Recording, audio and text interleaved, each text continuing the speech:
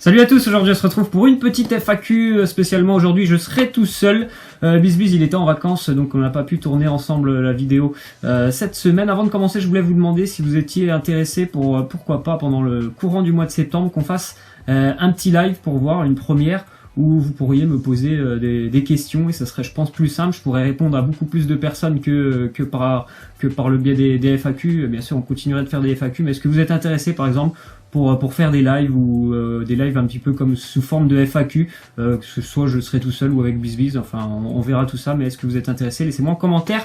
Moi je vais commencer donc avec la première question de Crackshop YouTube. Il me dit: que penses-tu du mercato de l'Olympique de Marseille cet été? Je suis franchement moi je suis pas supporter marseillais, mais je serais supporter de l'Olympique de Marseille. Je serais pas super ravi, on va dire, du mercato. Je trouve franchement que l'OM a terminé l'année dernière 4e. Et pour moi, ils se sont pas énormément renforcés. Je vois pas trop comment ils pourraient faire mieux finalement.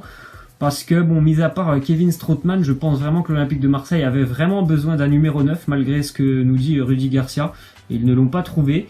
Malgré voilà l'arrivée de Strootman, qui est quand même une très très belle arrivée. Moi, je serais supporter, je serais pas très très satisfait du mercato. Je pense qu'il y avait quand même mieux à faire. Moi, par exemple, Lyon, moi, je trouve a mieux travaillé que l'Olympique de Marseille. Donc voilà, je suis pas trop satisfait. J'attends de voir aussi ce que va donner Caleta-Car en défense. Donc voilà, moi je suis pas hyper satisfait du mercato de l'Olympique de Marseille. Ensuite une question de Lenny Foot, il me dit: pour toi qui va remporter la Ligue des Champions à l'heure actuelle? Donc pour moi mon favori à l'heure actuelle ça sera la Juventus. Et il me dit ensuite: que penses-tu du championnat turc? Je vais pas te mentir, le championnat turc c'est pas le championnat que je suis le plus.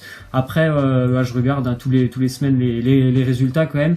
Et ce que j'apprécie beaucoup en Turquie, c'est notamment l'ambiance, la ferveur dans les stades. Je trouve vraiment que c'est assez incroyable ce qui se passe là-bas. Et voilà, sinon j'aime bien regarder par exemple depuis quelques années le Beşiktaş. Je trouve que c'est assez joli de voir le Beşiktaş jouer, et pourquoi pas aussi suivre un petit peu Galatasaray cette année en Ligue des Champions pour le retour du club turc. Ensuite une question de Noah Carvalho, il me dit: que penses-tu du mercato du Barça? Penses-tu que le Barça peut faire peur comme il y a quelques années?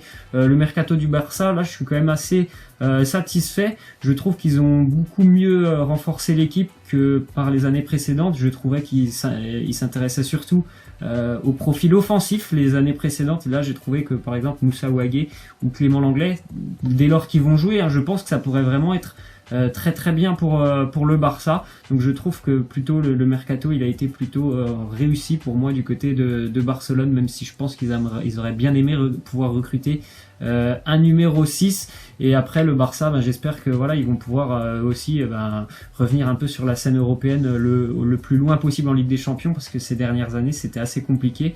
Je pense qu'ils ont les armes pour pouvoir revenir assez rapidement on va dire dans les, pourquoi pas le dernier carré déjà de la Ligue des Champions. Ensuite une question de El Hadi Siyaya, encore une fois sur le Barça. Il me dit: est-ce que le Barça peut remporter la Ligue des Champions, la Liga et la Coupe du Roi cette année? La Ligue des Champions, sincèrement, le niveau est tellement relevé que pour le Barça ça peut être compliqué, parce qu'il reste quand même sur quelques échecs dernièrement. Et je pense que voilà, il y a une nouvelle équipe, nouvel équilibre qui va certainement se faire cette année. Donc aller au bout, je ne sais pas, bien évidemment c'est possible, cette équipe elle est extrêmement talentueuse, mais faire un triplé comme ça du Barça, pour moi comme ça je n'y crois pas trop.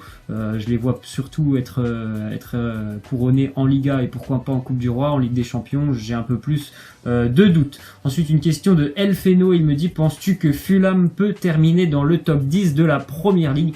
Fulham c'est le promu qui a dépensé le plus de l'histoire de la Première Ligue cet été. Je crois qu'ils sont à plus de 100 millions de transferts notamment pour les recrues, et je trouve sincèrement qu'ils ont une équipe qui est vraiment plutôt pas mal terminée. Je pense que moi ils vont se maintenir plutôt facilement, je vais dire, malgré que la Première Ligue c'est un championnat très compliqué. Je pense que vraiment ils ont un effectif pour se maintenir assez facilement. Jean-Michel Seri, André Schürrle ou Mitrovic, moi je trouve que c'est vraiment de très bons renforts pour Fulham. Donc je pense sincèrement qu'ils vont se maintenir tranquillement. Le top 10 c'est possible, pourquoi pas, mais je pense sincèrement qu'ils seront peut-être entre la 10e et la 15e place. Ensuite une question de Marès TV, il nous dit: penses-tu que Fekir a fait le bon choix en restant à l'Olympique Lyonnais? En tout cas, c'est pas un mauvais choix, parce que bon voilà, c'est son club, il le connaît très bien, c'est le leader technique de cette équipe. c'est certainement le meilleur joueur de l'Olympique Lyonnais. Je pense pas que ça soit le mauvais choix de continuer avec l'Olympique Lyonnais. Après, j'étais quand même assez surpris de le voir continuer encore une fois avec l'Olympique Lyonnais. Je pensais sincèrement qu'il allait quitter le club. Il a fait une saison tout simplement merveilleuse l'année dernière avec l'OL. Moi je pensais que c'était vraiment le moment pour partir, pour aller encore plus haut. Bon voilà, il continue avec l'Olympique Lyonnais. Si ça se fait pas, et ça s'est pas fait cette année, ça se fera peut-être l'année prochaine. Je pense vraiment que lui aussi il a envie de découvrir autre chose, de découvrir quelque chose de beaucoup plus, on va dire, intéressant comme projet que l'Olympique Lyonnais, hein, même si Lyon c'est déjà très intéressant, mais je pense que voilà, quand il était cité à Liverpool par exemple, c'est bien évidemment beaucoup plus haut que Lyon, donc c'est pas un mauvais choix. Après moi j'étais quand même assez surpris qu'encore une fois il continue, parce que ça fait quand même longtemps, on va dire, sur les mercatos que Nabil Fekir devrait partir, et bon, il est toujours à Lyon. Ensuite une question de Naël Sadoun, il nous dit: penses-tu que Lionel Messi pourra revenir en grande forme? Bon, est-ce que Lionel Messi a perdu sa forme? J'en suis pas sûr. Peut-être que tu veux me parler de l'Argentine. Et l'Argentine, c'est vraiment un cas à part. Pour Lionel Messi, c'est très très compliqué quand il est en sélection. Et par contre, au Barça, je pense sincèrement que Messi doit répondre, on va dire, beaucoup plus présent, notamment sur les matchs de Ligue des Champions. L'année dernière, je me souviens de sa tête quand il était dépité face à l'AS Roma, je m'en souviens. Donc c'est pas ce Messi-là qu'on veut voir. Et c'est pas ce Messi-là que le Barça attend aussi en Ligue des Champions. Ils attendent de voir le grand Lionel Messi, hein. Donc s'il n'est pas en très grande forme, le Barça n'est pas en très grande forme, il faut vraiment que Lionel Messi réponde présent cette année, parce que ça fait quand même quelques années que lui, comme le Barça, échoue en Ligue des Champions. Donc je pense pas qu'il a perdu sa forme, Lionel Messi. Ensuite une question de The Shadow, il nous dit: vu le visage qu'a montré Lille ces 3 dernières journées, penses-tu qu'ils peuvent prétendre au top 6 Europa League ou plus? Continue comme ça, tu gères, merci The Shadow. Pour le LOSC, c'est déjà très très bien d'avoir conservé Nicolas Pepe, hein, quand même pour ce mercato, parce qu'il était, je pense, vraiment pas très loin de partir, donc c'est bien déjà de l'avoir conservé. Après, le championnat, elle n'en est qu'à ses débuts. Lille va se déplacer à Angers, par exemple, ce week-end. Ça peut être déjà compliqué, ce match face au SCO d'Angers. Donc pourquoi pas un top 10 pour le LOSC, ça sera déjà très très bien par rapport à la saison catastrophique l'année dernière. Ça sera déjà très bien, en tout cas. Moi, de ce que j'ai vu des 3 premières journées, c'est assez séduisant quand même dans le jeu, ce que produit le LOSC. Après, durer sur 38 journées et terminer dans le top 6 pour Lille, moi j'y crois pas trop, mais je pense que voilà, ils seront peut-être dans le top 10. Ensuite une question de Zozo Bernard, il nous dit: que penses-tu de FIFA 19? Est-ce que tu vas faire des vidéos sur ce jeu? FIFA 19, moi, de ce que j'ai vu, du gameplay un petit peu, ça ne m'a pas plu. Je vais pas vous mentir, FIFA 18, je l'ai acheté, j'ai dû faire 40 matchs ou 50 matchs en ligne. J'ai encore 2 millions de crédits sur FUT qui dorment, parce que j'y ai pas joué depuis peut-être novembre ou décembre à FIFA. Je n'y ai pas joué du tout, j'ai pas du tout aimé le gameplay, et j'ai l'impression que le 19 va être vraiment ressemblant au 18. Donc je sais même pas si je vais acheter FIFA 19. Pour moi c'est la première fois. Je crois que j'achète les FIFA depuis au moins 10 ans que j'ai pas raté un FIFA, et là c'est peut-être le premier que je raterai. Donc voilà, FIFA 19, je sais pas du tout si je vais y jouer, je sais même pas si je vais l'acheter. Ensuite une question de Vic, il me dit: penses-tu que le PSG peut aller au moins en demi-finale de Ligue des Champions cette année? J'espère. Les groupes de Ligue des Champions sont quand même intéressants pour le Paris Saint-Germain, avec le Napoli et Liverpool. C'est-à-dire qu'ils vont vraiment devoir répondre présent directement dans les phases de groupe, pas comme l'année dernière où ils étaient largement au-dessus du groupe. Il y avait le Zénith et Anderlecht, le Celtic et Anderlecht. Donc je pense vraiment que le PSG peut déjà montrer de belles choses avant les 8e de finale, peut déjà vraiment rentrer dans sa compétition.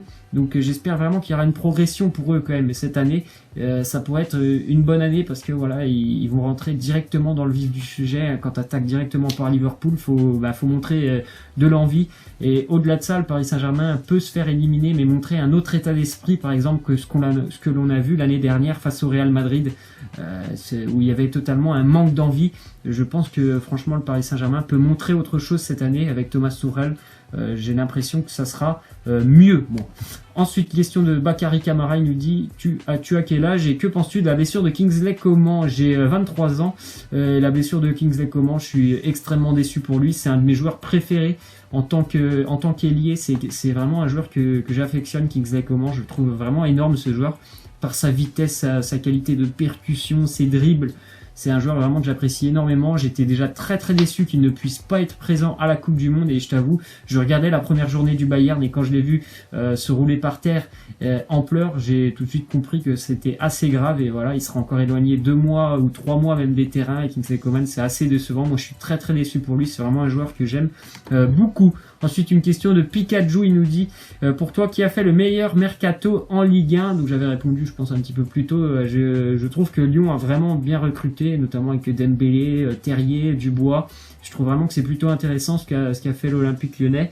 Et puis par rapport au maintien, on va dire que devrait jouer normalement Toulouse. J'ai bien aimé aussi, par exemple, les renforts Bostock, Dosevi et Leon Iseka devant. Je trouve que c'est plutôt intelligent d'avoir recruté comme ça du côté de Toulouse. Donc voilà, ce sont mes 2 clubs, on va dire, que j'ai trouvé que c'était plutôt intéressant ce qu'ils ont fait sur ce mercato.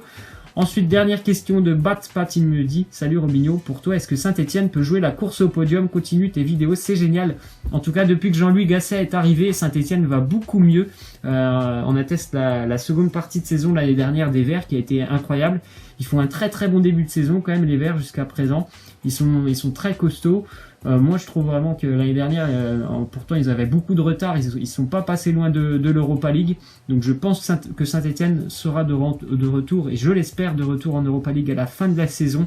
Après, pour le podium, sincèrement, je pense que ça peut être compliqué pour les Verts. Mais l'Europa League, moi, je vois bien les Verts terminer en Europa League à la fin de l'année.